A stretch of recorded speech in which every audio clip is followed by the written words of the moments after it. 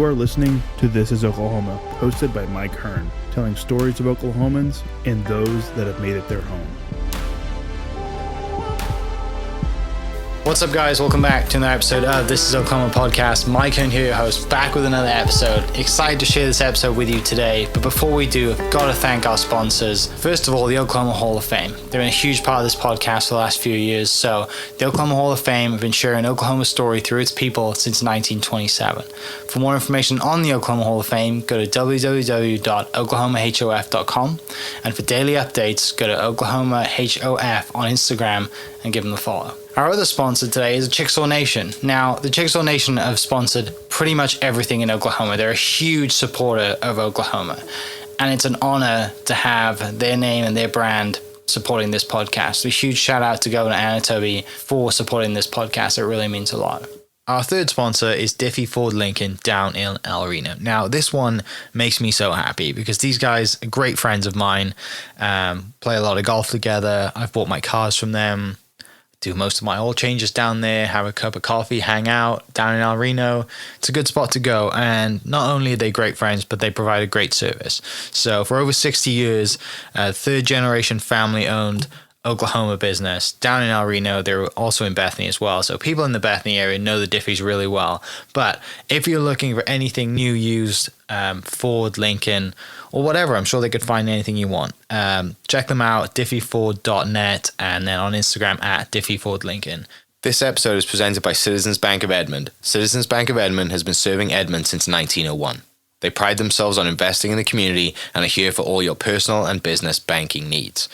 For more information, go to mycitizens.bank and follow them on Instagram at citizensedmond, as well as go bank there, because I bank there too. It's been a fantastic personal experience for me. I've had my podcast account there now, my podcast business account there now for 4 years now, I think, and it's been fantastic. So definitely worth your time. They're a great group of people, and they're always there to answer the phone when I forget my password, because I seem to forget it daily.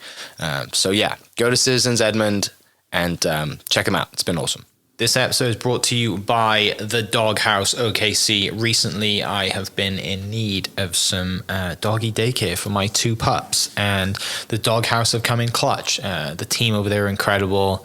They've taken care of my two golden doodles, and so it's been an honor to partner with them on the podcast and share the love. And the one thing that I do with the sponsors that I have is stuff that I use and recommend, like the Diffies with my car, Hall of Fame.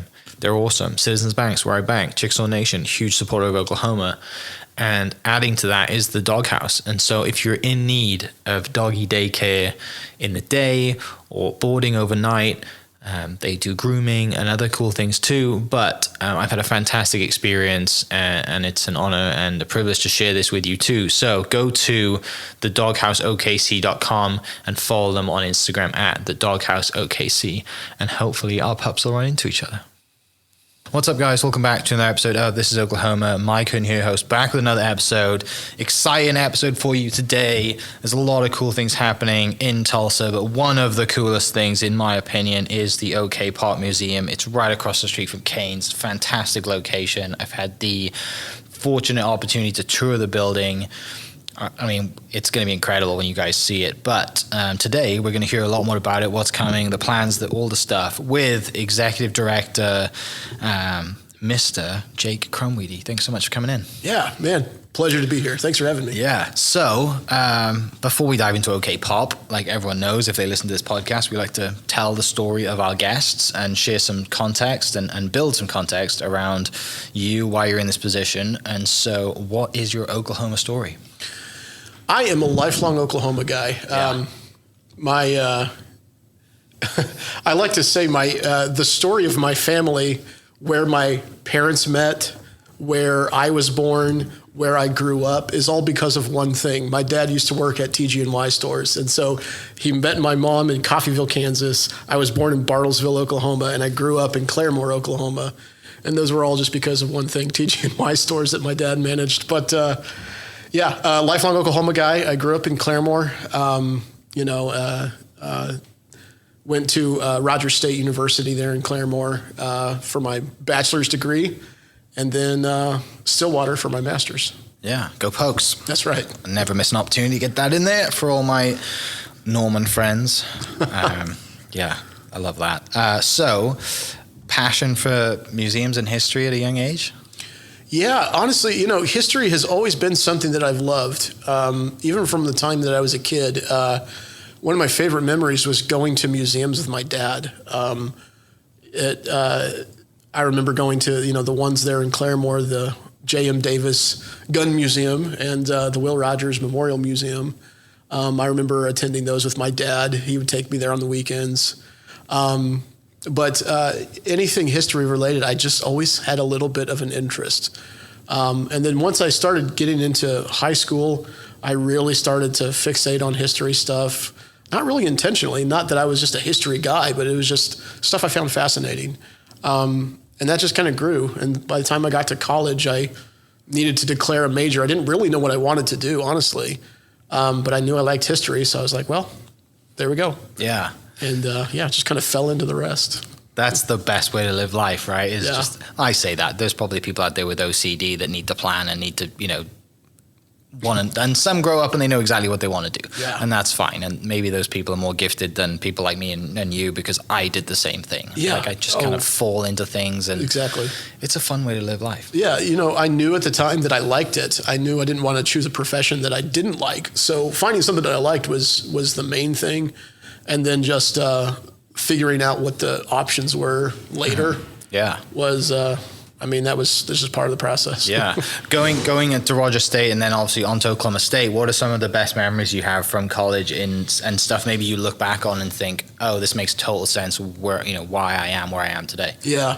I had a couple of really great professors, both at Rogers State and Oklahoma State that, took what was just an interest in history and really kind of helped me explore it into what were options for careers. And, there was, I started doing some volunteering, kind of as a part of my time at Rogers State, at Fort Gibson, doing living history where I dressed up like a 1840s era soldier. And I just thought it was the coolest thing in the world. That was kind of my first step into museums and historic sites, was that. And then with my internship, an official internship at Rogers State, I started working at the Will Rogers Memorial Museum, and I ended up working there for 13 years. And that's really where I really got my career started. Oh, wow. So, that's quite a long time to be there then, 13 years. Yeah. And coming home, I guess, right? That's in your backyard, really. Yeah. Yeah, it was. I was, Claremore was my home for a long, long time, and it's always still will be my hometown. Mm-hmm. But it was cool to work there at such an iconic museum, and telling the story of such an iconic guy in American history, and certainly Oklahoma's history too. So.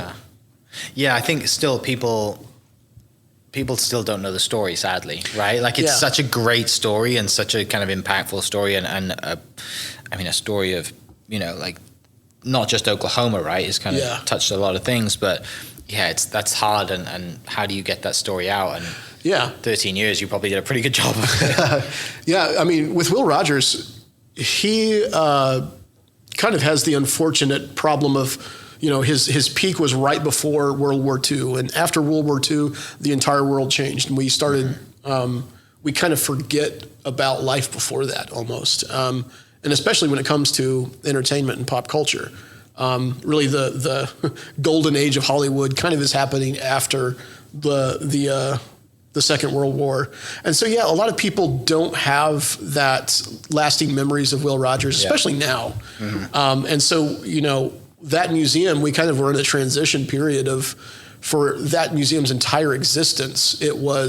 We were trying to share what was cool about Will Rogers. And we kind of had to shift gears, in those years that I was there, to not just celebrating why he was, who he was, but like really educating people on who he was, because people didn't have that basic knowledge. And so it was a great museum, and I'm thrilled about the years that I spent there. Yeah, I had, is it Jennifer Jennifer Holt? Yeah. Or no, one Jennifer of his, Rogers yes. Echeverry. Yeah. She sent me sent me an email, and the email came from the nut business email, which I think the nut business email is my husband's nuts. Yeah, so... And I was just like, I've just got an email from Jennifer at my husband's nuts. I don't think this is appropriate. And then I read it, and she's like, I'm related to Will Rogers. Yeah. It's like, and then she went on to explain the whole story about they're doing a movie. And, it was just after I interviewed, what's his name? Incredible Oklahoman from Tulsa. He's blind. Jim Stovall. Jim Stovall. Yes. Yeah. So I just interviewed Mr. Stovall, and she listened to it and sent me a message after, and was just like, we're working with Jim as well on stuff and the movie, and she's like, next time I'm in town we'll connect, and she's great. She's honestly one of my favorite people in the world. She's Will Rogers' great granddaughter. I think that's right. But yeah, she's has an almond farm where it's called My Husband's Nuts. So awesome, and it's that on Instagram as well, because I looked it up, and it's at My Husband's Nuts on Instagram. Fantastic name for a nut business. She really reminds me of Will Rogers, like that same sense of humor, just witty personality. She's great. One of my favorite people in the world. He came out with some epic quotes. What's your favorite? There's my absolute favorite Will Rogers quote is, it's not one of the popular ones that everyone knows, but it's, if you can't be good, be different. And that's been like kind of the story of my life. Like I've never been like the best in my academic class, but I always try to think creatively and think about different ways to solve problems. Yeah. And so that just, I loved that quote. And that just, it meant a lot to me in my professional life and developing as a young professional and so like that one just perfectly encapsulates everything. Awesome. Love it. Yeah, I love that. So 13 years at Will Rogers. When you're there, I mean, when you get there, it's your hometown, you're doing this job. Do you think that like I could be here for 40, 50 years until I retire? Yeah, I really kind of felt that way when I started there. And I'll be honest, like in a way there's part of me that wishes I still was there. It was kind of an honor as a local kid to be able to be a part of that. But I'm still glad that I decided to at some point stretch my professional wings and try something else. Trying to work at a couple different museums and moving up into bigger challenges. And so I'm thrilled to be able to have cut my professional teeth there at the Will Rogers Memorial Museum. But there's a lot of growing that I had to do, but it was a great time. Yeah. I loved it. So I guess that's transition then. Where do you go after that? So I started there at the Will Rogers Museum as an intern and left as the assistant director. Leaving the Will Rogers Memorial was tough. I mean, like I said, I'd been there for 13 years. But my next step was I got to be the executive director at a museum in Enid, called the Cherokee Strip Regional Heritage Center. Great museum, great team that's there. And Enid's a great community. It's just this little gym in kind of the rolling plains of Oklahoma. I love Enid. But yeah, I was there for a little over 4 years as the director of that institution during COVID, which was tough. But it was there was a lot of cool programming that we did there.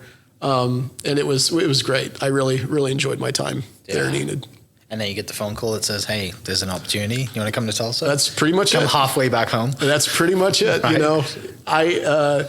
I loved the vision and the idea of what OKPOP is, and when the opportunity came to take on the project, I had to just kind of stop for a minute and just kind of collect myself. I mean, I was honored to be given that opportunity, but it was exciting too, and all of the stories that Oklahoma has are incredible stories, absolutely incredible. Yeah.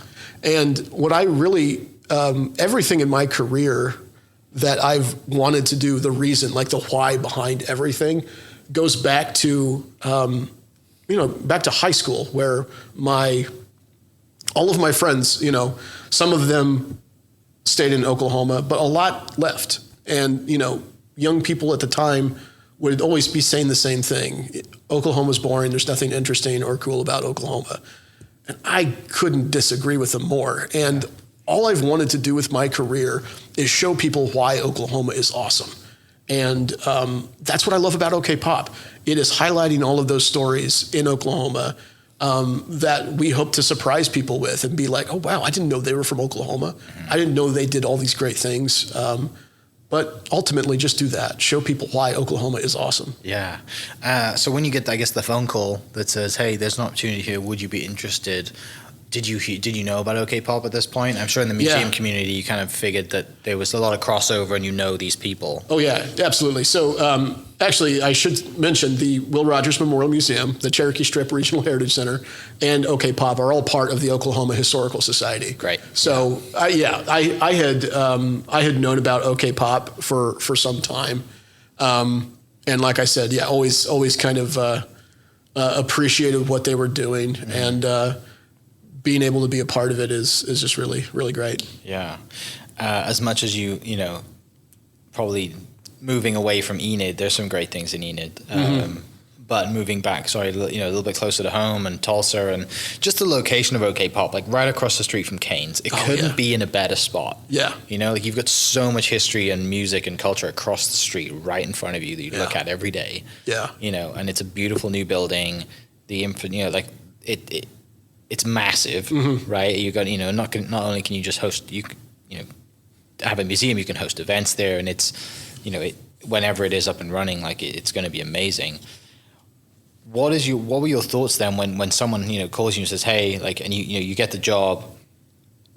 How are you an executive director of a place that's not even open, right? What do it's a lot different compared to your previous roles. It really is. No, it's very true.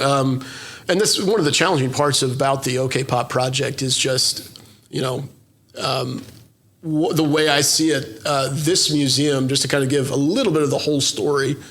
We got time. We can give the whole story. Well, good. Yeah. What is OKPOP? Yeah. Buckle up. Yeah.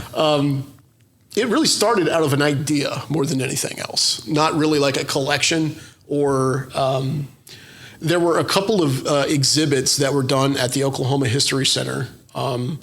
One that was about Oklahomans and rock and roll, and another one that followed it about Oklahomans and movies. These two basic tenets of pop culture. And they were two of the biggest successes as far as museum exhibits go there at the History Center. People loved it. And so my predecessor, Jeff Moore, and Dr. Bob Blackburn, the head of the agency, were, kind of thought, what, we might have something here. This is like the kernel of a great idea for a museum. And that little kernel started to grow, and eventually the idea for OKPOP coalesced into this museum in Tulsa. There were many different homes for where it was supposed to be, but like you said, where it ended up, right across the street from Cains Ballroom, we really look at Cains Ballroom itself as kind of like museum artifact number one. Yeah. It's a part of our exhibit. It's a part of our experience that we really do feel that. OKPOP is going to be a three-story museum, and on every floor there are windows that you can easily see Cains Ballroom right across the street. So much musical history came out of Cains, and it's a part of so many different stories that we're telling within OKPOP. We felt like, that's a great place for us to tell these stories. Mm-hmm. So, but anyway, so like I said, over time, it came to the idea of this needs to be a museum here in Tulsa. And, that concept of what kind of museum we're building has evolved and changed over time. And we are in the process right now. So I bet you everyone's wondering, what is OKPOP? Is this a great museum? We're not open yet. So we are in the fundraising stage for phase 2. Mm-hmm. So the first phase was to build the building. The building exists right across the street from Cains Ballroom there. And the second phase of that project is to build out the exhibits, the visitors experience. Yeah. And so we're raising funds for that, and we're chugging right along. We've got commitment from the state of Oklahoma for $18 million in matching funds, and the OKPOP Foundation, our great partners, are working to raise the rest of that. Mm-hmm. And things are going really, really well on that front. And we expect fairly soon to be able to wrap up this campaign and get started. Yeah. So during this time, then you're kind of collecting stories, doing interviews, just kind of building an archive of all these things and reaching out. And, once you start, it's kind of like opening the floodgates. Probably once the ball gets rolling, people start realizing what you're doing. Then people start reaching out to you and like, well, I have this. Yeah. Right. Like. Yeah. So what's crazy? Like I said, this idea for a museum kind of started out of an idea, not a really existing collection. Right. Yeah, the Oklahoma Historical Society had some, but when you're talking about the length and breadth of like all of Oklahoma popular culture, that's a huge subject. That's a huge field of subject matter. Mm-hmm. And so there was a lot of collections that, we needed to identify, acquire, et cetera. So, I get asked all the time, well, okay, you're a museum that's not open. What are you guys doing all day? Our staff is working tirelessly around the clock to develop relationships with all of these Oklahoma creatives, and start to build these relationships, get these collection items, get their oral history interviews, so we can actually do the job of building a good museum around these collections we're acquiring. So, I like to use the example, I was at the Will Rogers Memorial for 13 years. Will Rogers was a guy who, he's been dead for nearly 90 years now. We had a relationship to maintain with really just one family, and that was the Rogers family. Really had just one collection that was the collection that focused on Will Rogers. We're focusing on hundreds, thousands of different people. Yeah. I would say the vast majority, 95% of which don't have any academic research ever been done on them. Yeah. So that's what our team is doing. We're trying to identify those stories that we need to tell, acquire the collections, do the academic and curatorial research on these individuals, and one of the primary storytelling methodologies that we're using, actually, we kind of have this idea, like, can you build a museum without having anything that you read, any panels that you read on the wall? Yeah. We want to be a very non-traditional kind of museum, right? Mm-hmm. Whether we do that or not is another question, but one of the primary storytelling methodologies is being able to have these artists tell their stories on their own instead of us telling their story for them. Yeah. So we really look at it as a collaborative process of us working with the artist so they can share their history, what inspired them about music or film or whatever, how they got to whatever point in their career. Using those relationships, we're collecting these oral history interviews. And so we have over 1,000 video interviews with Oklahoma creatives that aren't just in Oklahoma anymore, all over the country and beyond. And we're hoping to get a few hundred more before we actually open the doors. Yeah. So it's a unending process. I think it's easy just to look at an empty building and think, well, what are they doing in there? We'd love to tell you. There's so much cool stuff that we're uncovering. Could tell you, right? Yeah. So much cool stuff we're uncovering as we go. I've done 620 something episodes of this podcast. Yeah. I can't imagine doing over 1,000 in such a short period of time that you've done, right? Like, is there any this is a tough question. I don't mean is there any that stand out, but is there any that people in Oklahoma are going to be like, I had no idea that person had a tie to Oklahoma, and their tie is so significant that nobody has. Is there any that jump off like that? Because everyone's got a tie, right? And there's going to be people in there. You're like, of course, this person's in there because we know them. They're in the community. They stayed in Oklahoma. Yeah. But is there anyone else, though? A few people maybe you can name that you just like, we have this person sat down. Yeah. So there's a handful of people that I would say. I mean, we're surprised every day by people, we're the ones that are being the experts on this subject matter, right? But every day we're coming across people where we're like, oh, wow, I didn't know there was that connection. This is a shame on me sort of moment, but one of my literal favorite bands growing up in high school and college was this band called Calexico. And they've literally been my favorite band for the better part of 2 decades. More than that, geez. Sorry to age you. I got to sit down.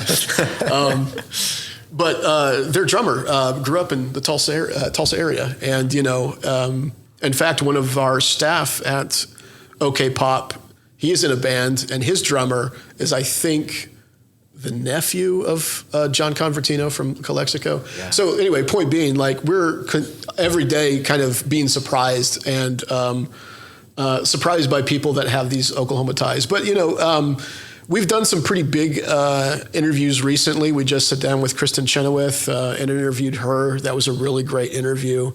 But one that comes to mind that we haven't been able to sit down with yet, we're working on it though. Ron Howard. I mean, oh, dude, he's top of my list to interview for Oklahoma. 100%. Yeah. I love him. Yeah, and I mean, his family has such deep ties in Oklahoma. I mean, when he did the film Far and Away, it was based on to go back to my previous museum, the Cherokee Strip Regional Heritage Center. It was based on that land run for the Cherokee Outlet in 1893. His, I think, grandfather his dad's grandfather made the run in 1893 there. So, I mean, his family goes back to, when Western Oklahoma was kind of forming. So, yeah, a lot of these stories go back a long way. Some of them, came to Oklahoma. Their parents were in the military, for example, and were stationed at different military bases. But, everyone's got a little bit of a tie to Oklahoma. And like I said, Oklahoma has a way of impacting people. And I love being able to see that in the creative output of all these people too. Yeah.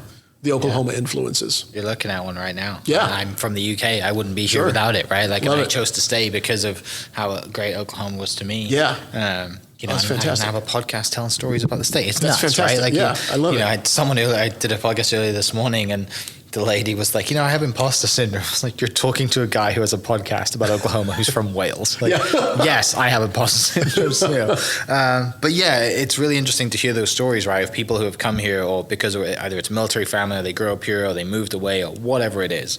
Like, their great grandmother moved, or granny moved, because of the Dust Bowl to California, or whatever the situation is. You get to tell, like, whatever it is, part of their Oklahoma story, right? Because probably some of these people who are, A-list or actors, right, or people might know them from movies and have no idea that they're a tie to Oklahoma, and you're kind of narrowing in on whatever that tie was, right? And if they remember, going to a specific gas station to get an ice cream, whatever it is, like, that's the cool stuff, isn't it? That you and then how that influence is.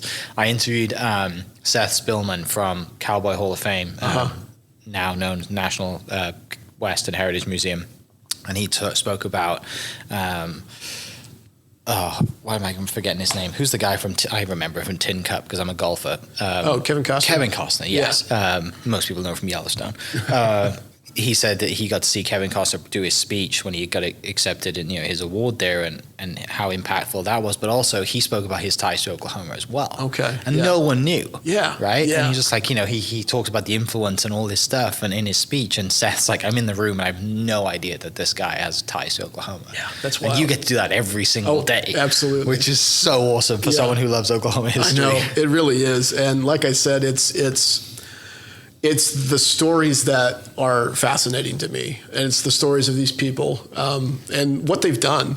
And that's what, honestly, we want this museum to not be your typical museum. We want it to be something that inspires people. We want to show all of, every visitor that comes in, we want to show them these stories of these people, what they did, how they were able to create something cool or be a part of something cool. And really inspire the visitor that, they can see this. These people did it. They were from some small Oklahoma town. You can too. Really, really want to be inspiring people. We kind of joke inside OKPOP, we are the Oklahoma Museum of Popular Culture, but we're also kind of the museum about creativity too. It's that basic spark, that inspiration. That's what we want to do. Mm-hmm. Yeah, you can use that as your North Star, right? Like we're not just a normal museum that's going to do the normal museum thing. Like if our exhibits are talking about creativity and how you can push the boundaries, then we should do that too. Which also opens you up to whatever you want to do, right? It doesn't keep you pigeonholed to a specific avenue, which sadly most museums have to go down because that's how it's always been done. So we'll always do that. Whereas you get to be like, we don't want to have things to read. Let's not do that. Maybe, you know, Yeah. let's see if we can figure it out, which is super exciting. Yeah, I really can't wait till we can get to the point where we can really show what the vision for OKPOP is, the exhibits, because we really want this museum to be cool and funky and interesting and not like your typical museum experience. We want it to be kind of be a reflection of, you know, it's pop culture. It's cool and interesting, and we want the museum's exhibits to reflect that. So it's going to be cool. And we also say that, you know, these stories are going to be continuing to grow, and there'll be new stories that go along the way. Obviously, that's what history is about. But pop culture has a way of being very in the moment too. Yeah. So we say that the museum is about the history of yesterday, the history of today, and the history of the future. Mm-hmm. That's really what pop culture is to us, and it's going to continue to evolve over time. Yeah, one of my favorite places to visit when I come to Tulsa is Church Studio. Oh, yeah. Love what Teresa's done over there. Yeah, without a doubt. It's incredible. We had one of the nights at the Oklahoma Hall of Fame induction ceremony was in Tulsa, I want to say a couple of years ago. The night before, we had our reception there for the Hall of Famers at Church Studio. And that was the first time I got to see it as an event space. And then I went back and toured the entire building, and I mean, what a spot. Yeah. Obviously, Tulsa Sound, Leon Russell, huge impact in pop culture. Yeah. His kind of the spider web of like impact that he's had across music reaches a very long way. 100%. What's it like kind of using, you know, and having Leon in your backyard or Church Studio in your backyard, and the relationship with Teresa and her absolute love and passion for music. Yeah. Right? Like there's no way she would have done that if she didn't love music. Oh, absolutely. You know? Shout out to Teresa. You're doing awesome things. What's that like, having that in your backyard and the relationship with them, and just people in Tulsa Sound and the archives to be in the, you know, you couldn't be in a better spot across the street from Cains. But Teresa's one of my favorite people there in town. She's an awesome lady, but I kind of look at it as kind of like Cains Ballroom. You know, there are these places, almost artifacts in their own right. These pieces of history where so much interesting stories came out of. It's a really awesome place, and what she's done for that place is incredible too. I just tip my hat to her. But the way I see it, when you look at the whole story of, like, you've got the Church Studio, Cains Ballroom, also like the Woody Guthrie Center, the Bob Dylan Center. You add OKPOP into the mix there, especially just like, that's just music. Yeah. You've got this like cultural destination. You add into there all the other like pop culture related things that are right there, from the Outsiders House Museum just down the road to the Will Rogers Memorial Museum. Like, there's so many things that are right there that all fit into this mix of what OKPOP is doing. We're kind of, you know, what we like to say is, it's not our job to tell the entire story of anybody's life, but to give you a little bit of a taste and to send you on the way to see, you want to learn more about Will Rogers, go see this museum, you know. But Tulsa is really going to become this, especially with music, this cultural destination that, I mean, the more museums that build on that same concept, the better that relationship is, and the more that becomes, like I said, that ongoing destination. Yeah. Can you talk a little bit about, I guess, Steve Ripley's impact on saving a lot of Leon Russell archives? Oh my gosh. That was one of Scott's questions. Shout out Scott Petty for putting this together. Yeah. So Steve and Charlene, you know, his wife, have been big supporters and help to the project over the years. And I wish I had the chance to get to know Steve. I actually never met him before he passed. But, you know, what they did, so Leon Russell, fascinating guy in and of himself. I think everyone knows that. Oh, yeah. But he recorded everything there at his studio. Or, I mean, it's the interesting thing about Leon Russell and J.J. Cale, too. They were also kind of sound engineers to go along with being musicians. Leon recorded everything, whether that be film or audio. So any jam session he had at you know, his studio, he recorded it. And so we literally have thousands of his tapes that we are in the process right now of digitizing all of these reels. But I mean, Leon, you know, towards the end of his life, he wasn't really, he's like, whatever, they throw them away. I'm sick of dealing with them. And Steve was like, no, don't throw this away. Like, And thankfully, he worked with us, and we were able to save all of those literally thousands of tapes. And when I say these tapes have literally, Beatles, like 3 of the 4 Beatles are on there. And it's just some incredible history that is on those reels that just so funny. Like Leon just was like, no.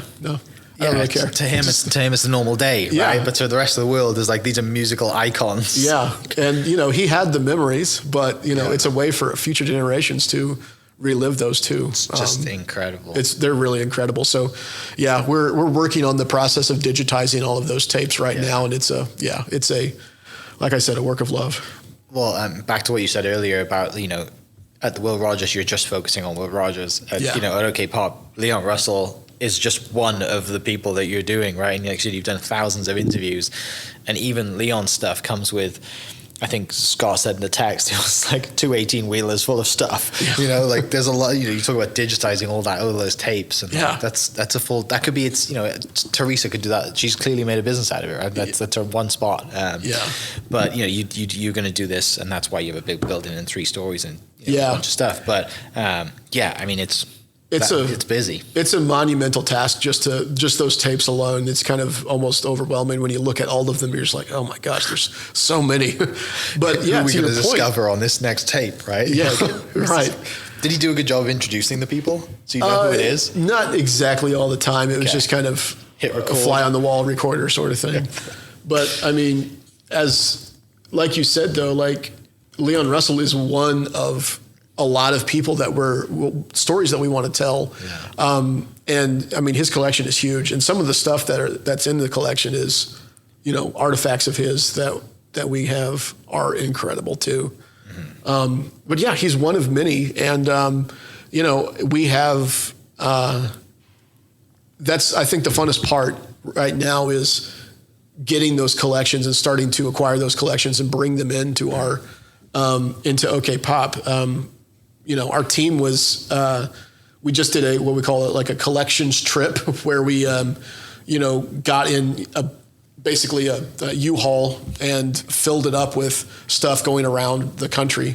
Kind of all these relationships that we've been building, going and picking up these collections, and just a treasure trove of artifacts that we got just this last month. So, every day we're getting new things in. These pieces that can help us tell these stories of these awesome Oklahomans. It's like the greatest episode of American Pickers. Yeah. Going around the country picking up some of these incredible things that have been, donated or whatever. Oh my gosh! Just to tease one of the collections. So Archie Goodwin was a comic book artist and editor. He worked for Marvel for a lot of years. He was on the team that developed Iron Man. He created Luke Cage. Among many, many others. He did the first, the Star Wars comics that actually predated the films. So a lot of the artwork that's in those comics actually like predate anything that was shot. So it kind of has this interesting like Star Wars, but not quite Star Wars look to them. Anyway, we have been working with his family. He passed away a number of years ago. Working with his family, and we literally have over a ton, more than 2,000 pounds, 3 pallets worth of stuff that we got from the family.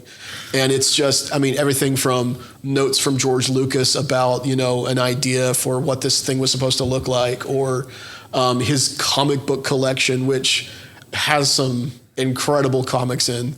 It's just absolutely incredible. That is amazing. Oh yeah, it's so cool. The other thing Scott mentioned was the connection OKPOP has to George Harrison. Yeah, so George Harrison played with Leon Russell on did a lot of different jam sessions with him, and so he is on some of those reels that we have there at OKPOP. And so, like I said, as we go through and start to digitize and start to identify what's on these reels, it just kind of blows us away, all the different connections that he had with people. But yeah, he's right there on those recordings of Leon Russell's. Yeah, you've got such an icon like that, and I'm sure like the process is fun for you, right? Like coming into this now fairly recently, you're going back and you're looking at all the interviews, and more that you will do. And like, you know, it's exciting to reach out to the families, and I'm sure they appreciate it too, right? Like they haven't, you know, some of these people might not have heard from anyone about a loved one or a long lost relative, right? But you're like, hey, we're in Oklahoma. This person has a tie. Can you, you know, we want to honor this person. Yeah. I can't think of many ways better to get an email or a phone call or whatever it is from you know, a museum that says, we want to honor your granddad or your great granddad. Like, what do you have? Can you help us? You know, that's what's so cool about this process as we build these relationships with these families. You know, some of them, you know, it's situations where this is maybe the first time they've gone through their dad's stuff after, you know, since he passed, where it's kind of this cathartic way of reliving his life, reliving these people's lives. Mm-hmm.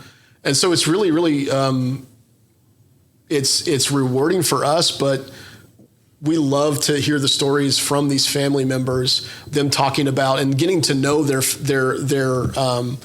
fathers, their grandfathers in this new way that they may not have realized before, or kind of rediscover them. It's been a great process, and we love working with these families and finding ways that we can work together and tell those stories together.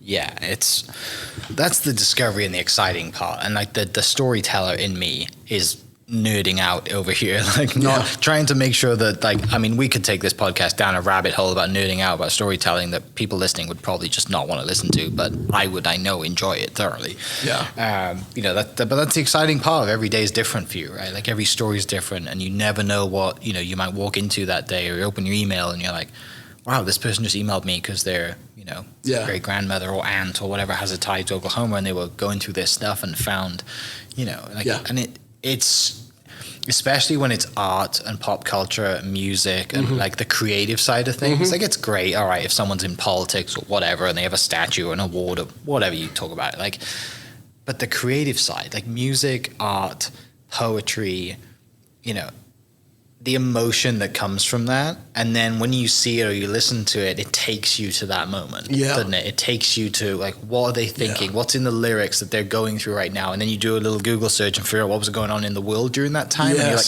oh, that makes so much sense. Oh, 100%. Like, as a historian, that, like, let's get the juices flowing too. You know, that's what's interesting about pop culture, is because it is such a authentic reflection of society, of what people care about. You know, what music is popular. It's really hard for people to love and listen to music that they don't like. So it's a good reflection of what society is fascinated with.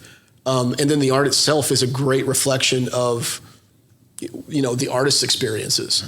You know, I really like to look as, like, historians and musicians are very similar. We are observing society and telling stories about society, just in very, I mean, admittedly different ways. But we both kind of share that same idea of providing, like, this social commentary about these moments in time. And so, the music that people create and write, it's a reflection of Oklahoma. It's a story of us, really, when you look at it. Yeah. What about, and I mentioned Scott again because you're a fellow to you Oklahoma State alumni and a proud resident of Stillwater, I believe. Is there any really cool stories that came out of people who went to Oklahoma State that stand out for you? Well, obviously Garth Brooks is the big one. Sure. You know, there's Garth Brooks. You know, when I was a student at Oklahoma State, these guys weren't from Stillwater, but Turnpike Troubadours, I remember watching them play in Stillwater. And so anytime I think of Stillwater, I think of the Turnpike Troubadours, honestly.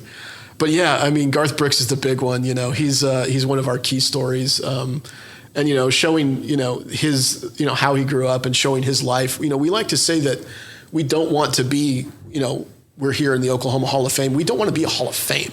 We want to be able to show not just the moments where people are elevated and at that point of success, but what got them there. We really want to have those stories.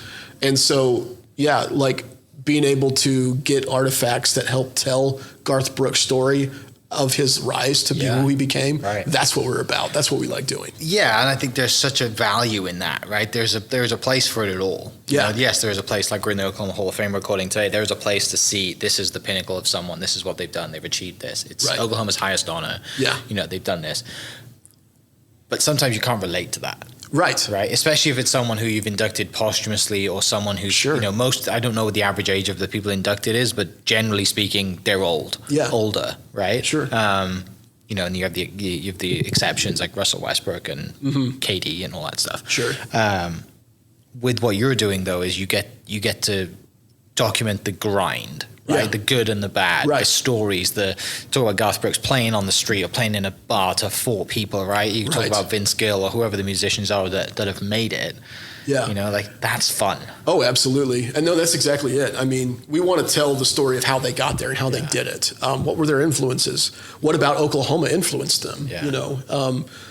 And I mean, we'll tell the stories of their big moments, you know, when they've achieved greatness. But you know, it's the story of how they got there that's that we really care about and what we want to focus on. So and I don't want to say like the Oklahoma Hall of Fame does that as well. But it's nice when I guess it sounds like you guys really dive into that how and what, right? Yeah, exactly. And it's it's fun to listen to those stories, but also you know. The everyday person can listen to that and see those stories and be like, that reminds me of someone I know or myself, you know, like whether it's growing up, you know, with a tough childhood or having to move around a lot because you're in a military family, like whatever it is, right? You know, not being back to the quote that you said earlier, you know, not being, you know, if you're not good at something, be different. Yeah, like I'm going to write that on my wall. Like it's just brilliant. Yeah. There's so many ways to do it. Oh yeah, and you know that's what's cool about Oklahoma. You know, Oklahoma's history kind of plays into this. You have Oklahoma was kind of really a microcosm of the rest of the United States. You know, with obviously notable exceptions. You know, you don't want to discount the native experience at all, but like even still, a lot of the native tribes that are here came from somewhere else in the United States and were forcibly removed here. When a lot of the lands in what is now Western Oklahoma were opened, it was people coming from all over the country. Mm-hmm. And so Oklahoma really is this melting pot of so many different cultures, so many different ideas. And obviously that has an impact on its creative output. Like all these different ideas and musical influences over time play into this this idea of what OKPOP is going to be. All these people that were creative have these Oklahoma influences, and Oklahoma's influence is admittedly historically different than a lot of the other states in the nation. Yeah. What are you excited about coming up? I mean, obviously you're in phase 2, which is it's never fun to fundraise, regardless of what regardless if what you're fundraising for is brilliant. Fundraising is just not a fun task to do, especially when you're doing, over 1,000 interviews with cool people about awesome stories. Like fundraising it's important. It needs to be done. But on the scale of on the scale of priorities, it's at the top. On the scale of fun things to do, it's probably not. So what fun things are you excited about that's coming up? Might not be work related, but on a personal level, you're excited about. Yeah, so there's a couple of things. I would say just keep an eye for some announcements coming fairly soon from OKPOP. Yeah. We'll be talking about some of those collections that we just recently received. With other announcements to come as well. How soon are these announcements coming? Because I can delay this if you want to talk about it. It will be within the next couple of months, I would say. Okay, I can't delay it that much. Yeah. Sorry, people listening. You'll have to go follow OKPOP on social media. Yeah, absolutely. There's one other thing that we're really excited about. We'll announce it fairly soon too, but we're going to be doing a filmmakers camp at OKPOP. Okay. One of the things since I've been there, programming at museums is one thing I've always loved. Mm-hmm. And even though we're not like an open functioning museum, I still have this like kind of this deep rooted feeling like a responsibility to serve the public and do things and share our stories through programming. So being able to do this like filmmakers camp where we can work with filmmakers and, people that know how to, do everything from editing to filming, and showing kids how the process works, helping people create. Yeah. We're really excited to do that. Yeah, it's so going to be awesome. Yeah. We mentioned Cains a lot. Any shows coming up that you are going to see across the street? Oh man, I know that I think it's probably already sold out, but Robert Plant is gonna be playing there. There's another, I can't remember. I saw one just the other day where I'm like, oh shoot, I got to get tickets to that one. I can't remember what it was, but yeah, that's a cool thing. They're literally right across the street, so I could just, And now the commute to commute's nothing. to Cains is just walking across the street. I had I went up there to see, who was I there to see last? Royal Blood played there from a band from the UK.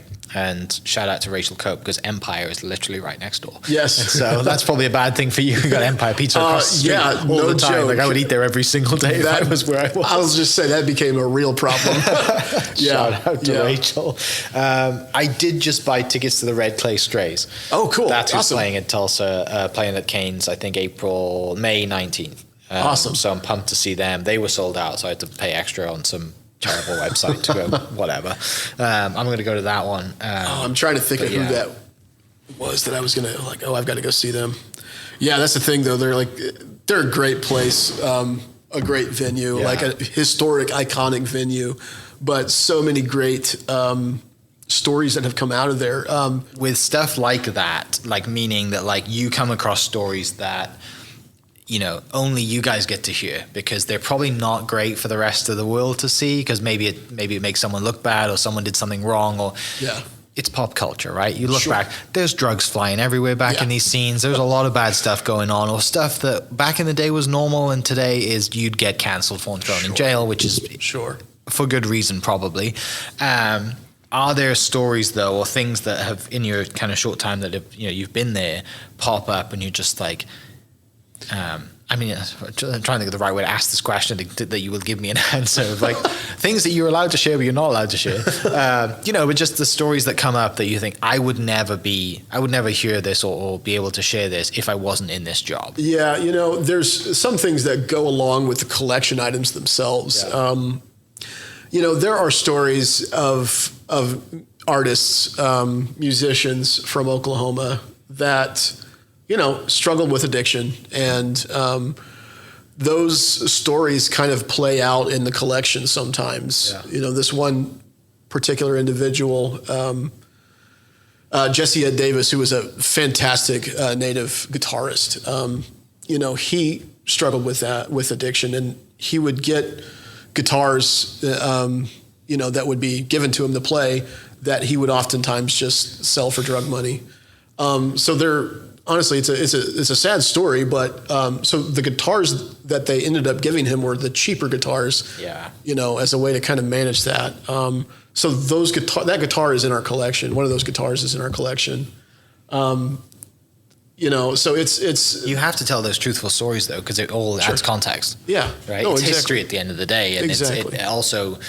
You go back to what influences them. Yeah. And the music and the artwork is influenced by how they are in that time of life or whatever. Yeah. And if they get given a guitar that isn't as good as the one that they knew that they would be selling, then maybe the sound from that's different, and they produced a different sound. All this stuff ties in. People don't think of that things, right? But back to Cains, is it 100 years this year or next year? Yeah, it's this year, right? 100 years is celebrating their centennial this year. It's unbelievable, especially in Oklahoma to have a place like that that's been going for 100 years. Without a doubt. I need to connect with them and do a show with them. That would be really cool. Oh, yeah. What do you, obviously we talked a little bit about things that are coming up and phase 2, raising money, excited to make some announcements, a collaboration soon. As someone who, grew up in Oklahoma, loves Oklahoma and is big time into history, what are some of the bands or some of the artists that, you're just like, man, I cannot wait for the world to see these collections that we have? Yeah. Yeah. Some not music related, but one of the collections we just got is going to be really, really cool. There's so many, I didn't know that moments when you're talking about, all these Oklahoma pop culture related stories. But, the Muppets, there were going back to the early days of the Muppets, with Jim Henson Studios, obviously there was Jim Henson, one of the major puppeteers, and Frank Oz, one of the originals. But another one was a guy named Jerry Nelson, who's from Oklahoma.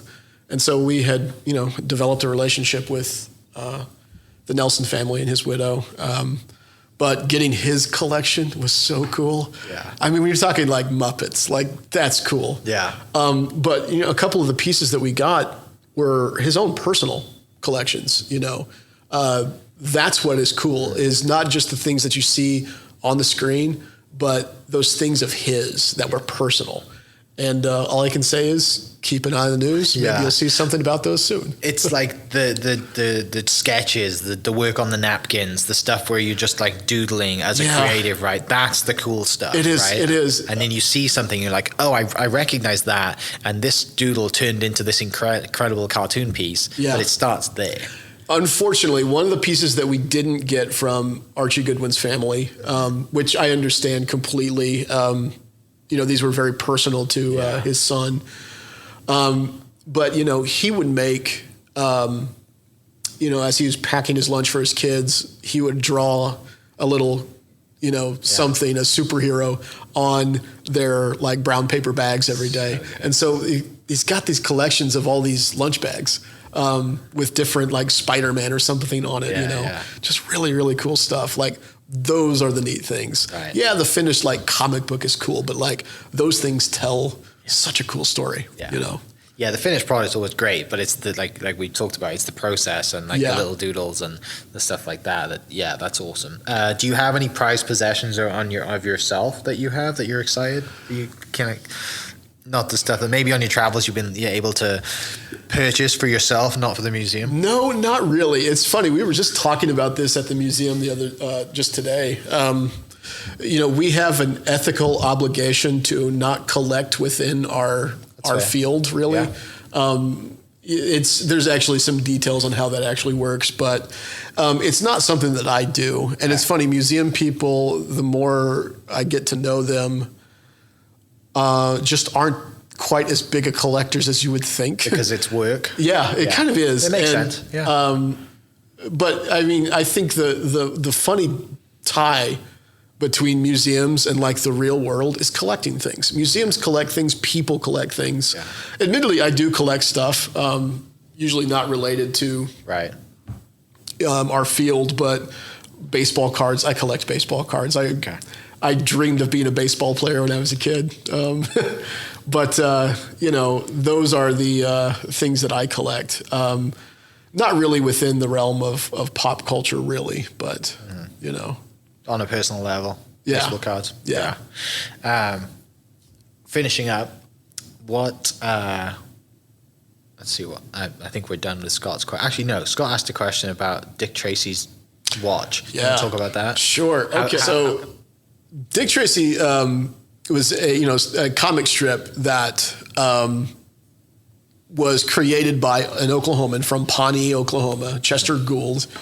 And so what we do at OKPOP, everything that we do, like we try to tie it to a story somehow.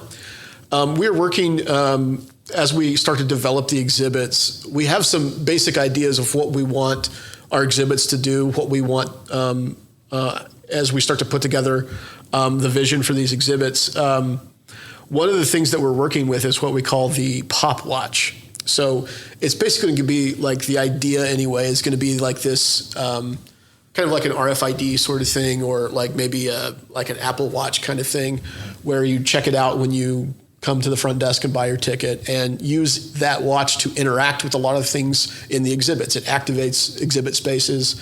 You create things with it. You have an account that you create, and it saves to that account. Kind of a cool idea in concept, and we're still working with how to do that. But it's all based on the idea of Dick Tracy's like two-way watch communicator thing, and we're working with the OKPOP Foundation, and they have a little bit of a budget for us to acquire things. And one of the things we were able to acquire recently was Dick Tracy's watch from the film, the 1990 film, that Warren Beatty film. So we're going to have Dick Tracy's watch there on exhibit at OKPOP. So cool. And it is kind of one of those cornerstone like pieces just because we're using that particular story as a way to create this thing that the visitors will use in the experience. So it's a cool piece. Yeah. It's going to be fun. Finishing up, can you give us a explanation of sort of what is on each floor, the plan? Obviously, I've been there, so I know that like there is a stage on the first floor and a store, but like you know, and a great double doors to be able to get vehicles in, which I'm a car person, so I love that. Oh, cool. Yeah. But yeah, give us a little kind of floor by floor, kind of. Yeah, for people who've never been there. Yeah, so OKPOP is 60,000 square feet, which is going to be split up onto 3 different floors. 60,000 square feet is a lot of square footage, but when you're starting to talk about all of Oklahoma pop culture, it's also inadequate. It could be 1 million square feet. Yeah. So we have it split up into the first floor we call the Crossroads of Creativity. It's kind of explores, it's a way to be like an introduction to the rest of the experience. It's what greets the visitor as they come in the building. That's where the pop shop, our gift shop is going to be. And temporary exhibit space, things like that. And that temporary exhibit space is kind of going to be a way for us to tell some of the stories. Because like really, pop culture is such a broad umbrella of stuff. There's going to be things we can't exactly cover in the permanent exhibit gallery. So we'll be able to do that on that first floor a little bit. But then the ticket that you're buying is going to be for that second and third floor. The third floor is going to be entirely focused on music. The second floor is basically everything else. The second floor is what we call imagined worlds. So it's going to be these immersive like sub galleries that are going to be in this space that are kind of genre specific. So you'll have your Western section, you'll have your comedy section. And in those spaces, you can tell all of these different stories about Oklahomans that have done things in these basic buckets. Yeah. But at the same time, you're creating these really cool immersive spaces where you can learn in a fun way, and kind of be surprised by, oh my gosh, I didn't know they were from Oklahoma. Yeah. So that's kind of the vision. And then moving up to the third floor, like I said, it's focused just solely on music. We call it the musician's journey. And unlike the second floor where we have it kind of subdivided into genre, we really feel that with music, people are very tribal. They like the music they like. So we don't exactly want to have it organized exactly the same as the second floor. But rather focus on that creative process, the journey of every musician that is kind of this connective tissue that every musician can relate to. From what was that moment that you were inspired by music? When did you fall in love with music? And then all the way through that creative process till they're at the end where they've made it and they're on stage, doing what we've come to know all these iconic Oklahomans to have done. So that's kind of the basic vision of what the exhibits will be. But like I said, at the end, we want all of these stories and we want people to have fun and enjoy their experience there. But inspiration, that's what we want to do. We want to inspire people. Love it. Mate, it's been a pleasure. Thanks for sharing some stories. We'll definitely, keep in touch and excited to continue sharing and as the announcements come out, people listening can go to, the website and social medias. I'll put the links in the description and keep checking that out. And it's exciting. Do you have a specific kind of goal to be, hey, we're going to be open 2020 whatever, or not exactly? So we obviously have a goal to raise a certain amount of money. Yeah, we're focusing on getting that funding secured. Okay. And I do know that we fully expect the build out, everything from design to opening, will be probably like 18 months to 24 months. So it'll be 2026. Once we've secured that funding, it'll be about 2 years. Okay. So well, I'm not going to make any, draw a line in the sand and say this is when it's going to be. Yeah. But once we get that funding secured, which, like I said, I think will be fairly soon, we'll be able to hit go. Brilliant. And move on. Well, good, man. Appreciate you coming in. Glad for sharing some stories. For people listening, like I said, I'll put this website and links in the description. And check it out. It's a great spot. And if you're listening and you have someone who's in your family that's probably done something cool and they haven't reached out to OKPOP, you should probably do that. But thanks so much for listening. We'll catch you next episode. Cheers. Hope you guys enjoyed that great episode. Thank you so much for listening. As always, huge shout out to our sponsors, the Oklahoma Hall of Fame, sharing Oklahoma story through its people since 1927. For more information on the Oklahoma Hall of Fame, go to www.oklahomahof.com and follow them on Instagram for daily updates at OklahomaHOF. Our other sponsor, the Chickasaw Nation, amazing sponsor. They do amazing things for the state, and they're always sponsoring something in Oklahoma. They're a huge supporter of Oklahoma, and without their support, we wouldn't be able to do what we do. And our third sponsor is Diffie Ford Lincoln down in El Reno. Now, this one makes me so happy because these guys are great friends of mine, play a lot of golf together. I've bought my cars from them, do most of my oil changes down there, have a cup of coffee, hang out down in El Reno. It's a good spot to go. And not only are they great friends, but they provide a great service. So for over 60 years, third generation family owned Oklahoma business down in El Reno. They're also in Bethany as well. So people in the Bethany area know the Diffies really well. But if you're looking for anything new, used, Ford, Lincoln, or whatever, I'm sure they could find anything you want. Check them out, diffieford.net, and then on Instagram at diffiefordlincoln. This episode is presented by Citizens Bank of Edmond. Citizens Bank of Edmond has been serving Edmond since 1901. They pride themselves on investing in the community and are here for all your personal and business banking needs. For more information, go to mycitizens.bank and follow them on Instagram at citizensedmond, as well as go bank there, because I bank there too. It's been a fantastic personal experience for me. I've had my podcast account there now, my podcast business account there now for 4 years now, I think, and it's been fantastic. So definitely worth your time. They're a great group of people, and they're always there to answer the phone when I forget my password, because I seem to forget it daily. Go to Citizens Edmond and check them out. It's been awesome. This episode is brought to you by the Dog House OKC. Recently, I have been in need of some doggy daycare for my 2 pups, and the Dog House have come in clutch. The team over there are incredible. They've taken care of my 2 golden doodles, and so it's been an honor to partner with them on the podcast and share the love. And the one thing that I do with the sponsors that I have is stuff that I use and recommend, like the Diffies with my car, Hall of Fame. They're awesome. Citizens Banks, where I bank. Chickasaw Nation, huge supporter of Oklahoma.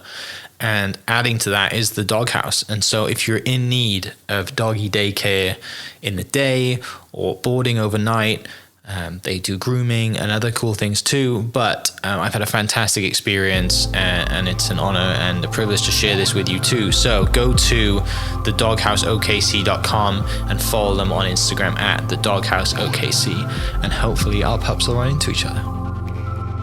Thank you for listening. We are inspired by those around us and hope that you are too. Make sure you subscribe to this podcast on your favorite podcast platform and leave us a review so we can keep telling your stories. For more great Oklahoma content, follow This Is Oklahoma on Facebook and Instagram.